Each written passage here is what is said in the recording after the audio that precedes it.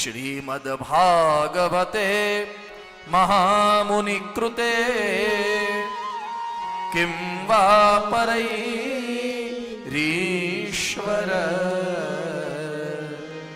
सद्योरद्यवरुध्यतेऽत्र कृतिभिः शुश्रूषुभिस्तक्षणा। भगवान व्यासदेव ने इसकी रचना की है। कल्प वृक्ष का ये भागवत फल है।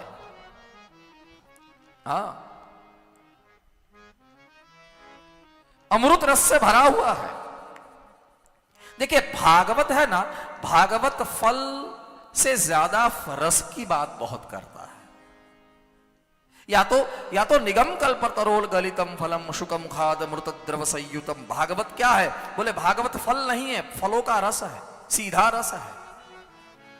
हाँ, इसलिए व्यास जी से पूछा फल क्यों नहीं कहा, रस क्यों कहा? बोले इसीलिए कि फल अगर कहूं तो फल में से दो चीज हमें निकालनी पड़ेगी। एक तो छाल निकालनी पड़ेगी और एक बी निकालना पड़ेगा। इसमें से निकालने जैसा तो कुछ है नहीं, इसलिए ये फल नहीं है, ये फलों का रस है, जहां से कुछ निकालने की जरूरत नहीं है। और दूसरा, फल खाने की एक वैमर्यादा है। ताजा जन्मा हुआ बालक फल नहीं खा सकता। हाँ, और बुढ़ापे में अगर हम 70-80 साल के 85 साल के हो गए तो वो आदमी फल नहीं खा सकता, मगर रस सबको ही पी सकता है। इसलिए भागवत को रस कहा है कि ये ताजा जन्मा हुआ बालक भी सुन सकता है और वृद्ध भी सुन सकता है। फल कहा है, रस कहा है। अमृत रस से भरा हुआ ये ग्रंथ है। भगवान व्यासदेव ने इसकी रचना की है। सत्पुरुषों को भी जानने योग्य ज्ञान इसमें परोसा गया है और मात्र पृथ्वी पर सुलभ है, जिसकी चर्चा मैं कल कर चुका हूं कि श्रीमद् भागवत की कथा कहीं नहीं है। पृथ्वी के अलावा यह ग्रंथ कहीं नहीं मिलेगा, न तो स्वर्ग में, न तो सत्यलोक में, न तो वैकुंठ। वैकुंठ में परमात्मा स्वयं है, उनकी कथा नहीं है। लो देखिए,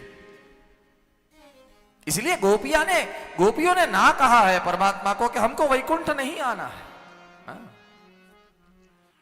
मैं कभी कभी मेरी व्यासपीठ से कहता रहता हूं कि जिसको छाछ की बहुत टेव हो, छाछ पीने की जिसको बहुत आदत हो, उसको वैकुंठ में नहीं जाना चाहिए, ना उसको स्वर्ग में नहीं जाना चाहिए। हमारा पाटीदार समाज यहां बैठा हुआ है और वो छाछ तो बहुत पीते हैं। जेने छाछ अपनी गुजराती में कहो छाछ नहीं टेव हो ने स्वर्ग में न जाऊं। और मेरे पास उसका साइंस का रीजन है, इसलिए कह रहा हूं, मैं ऐसे ही नहीं कह रहा हूं। क्यों? स्वर्ग में जन्म मृत्यु है नहीं, वहां जन्म नहीं होता, वहां मृत्यु नहीं होती। अब दही जो बनता है वो शुद्ध बैक्टीरिया जन्मेंगे तो ही दही बनेगा। ठीक है, दही केवी रीते बने? बैक्टीरिया, नया बैक्टीरिया जन्मेंगे ना। मेळवण ने शू कहेवाय हिंदी में? ना क्या? जामन। Thank you. हाँ, आप दूध में वो जामन डालेंगे तो बैक्टीरिया जन्मेंगे तो दही बनेगा ना। हाँ? अब साइंस कहता है बिना बैक्टीरिया के जन्म के दही नहीं बन सकता। तो स्वर्ग में, वैकुंठ में जन्म मृत्यु तो है नहीं, बैक्टीरिया जन्मेंगे नहीं तो दही बनेगा नहीं। दही बनेगा नहीं तो छाछ कहां से पाएंगे? इसलिए पृथ्वी पर ही रहो। हाँ, छाछ की जिसको आदत है वो यहीं रहे। हाँ, यहीं रहे। उसको बहुत गोपियों ने भी ना कह दी है। गोपियों ने कहा कि परमात्मा, एक बार परमात्मा कृष्ण ने गोपियों से कहा चलो हमें अपने वैकुंठ में आपको ले जाऊं, वहां के दर्शन कराओ। गोपियों ने बोल दिया नहीं भगवान, हम यहीं ठीक है, यहीं ठीक है। 2-3 कारण दिए हैं। भगवान ने पूछा कि क्यों मेरे वैकुंठ में आने की ना कह रहे हो? बोले 2-3 कारण है। एक तो हम यहां से वैकुंठ आएंगे तो वैकुंठ की महारानी लक्ष्मी जी हमें दासी बना देगी, हमारे पास कार्य करवाएगी, हमारे पास वो सब करवाएगी।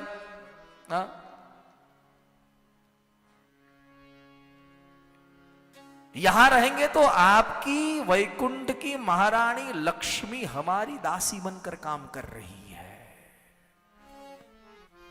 श्रयत इंदिरा शश्वद अत्र ही। इंदिरा यानी लक्ष्मी जी। हाँ, व्रज में जब परमात्मा भगवान कृष्ण व्रज में लीला करने के लिए आए, लीला कर रहे थे, तब भगवती लक्ष्मी दासी बनकर व्रज की सेवा कर रही थी। लो, गोपियों की सेवा कर रही थी। गोपियों ने कहा कि हम वहां आएंगे तो हम दासी बन जाएंगे, वो यहां आएगी तो वो दासी बन जाएगी। तो लक्ष्मी अगर दासी बन रही है तो हम वैकुंठ में क्यों आइए? पहला कारण। दूसरा कि परमात्मा हमें 3 चीजों के बिना नहीं चलेगा। एक, धेनु, गाय।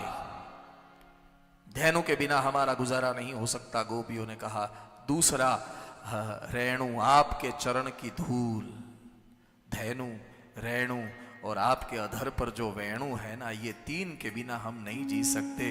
वो वहां नहीं है, वो यहीं है, इसलिए हम वृंदावन में ही रहना चाहते हैं, व्रज में ही रहना चाहते हैं।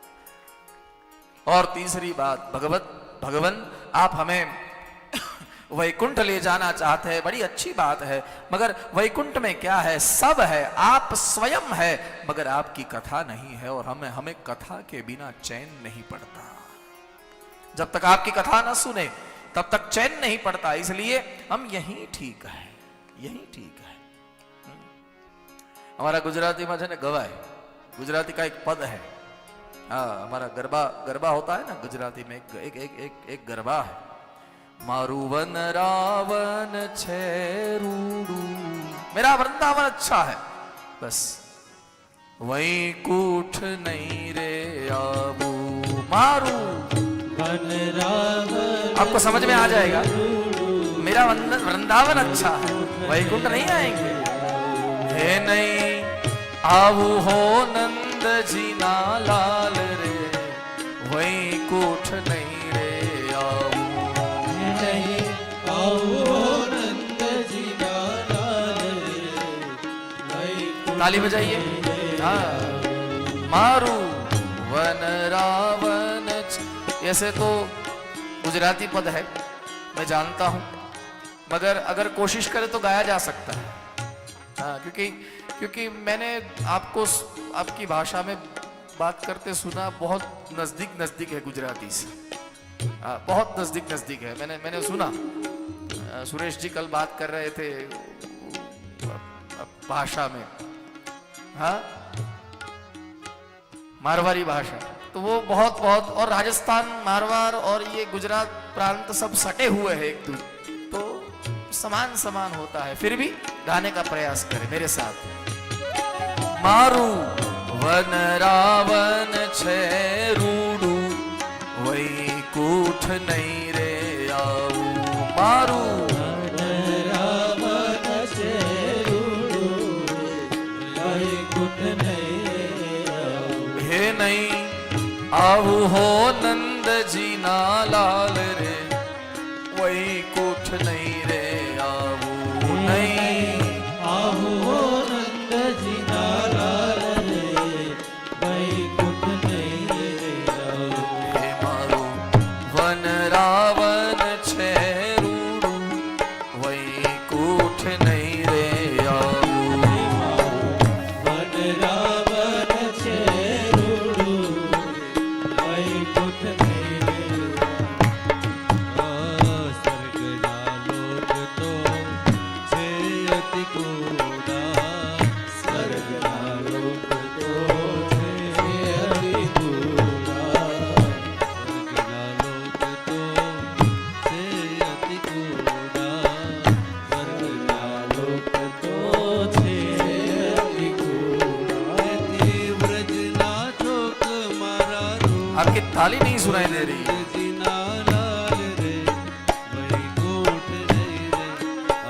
हे मारू वन रावण छे, वैकुंठ नहीं।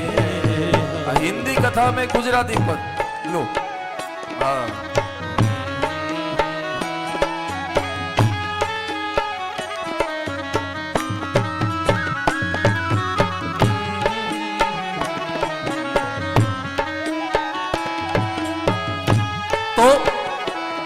आऊंगा, मैं नहीं, हम नहीं आएंगे, क्योंकि यहां सब कुछ है, वहां कुछ भी नहीं, कुछ भी नहीं। इसलिए भगवान व्यासदेव ने इसकी रचना की है और सिर्फ पृथ्वी पर ही उपलब्ध है, पृथ्वी पर ही सुलभ है।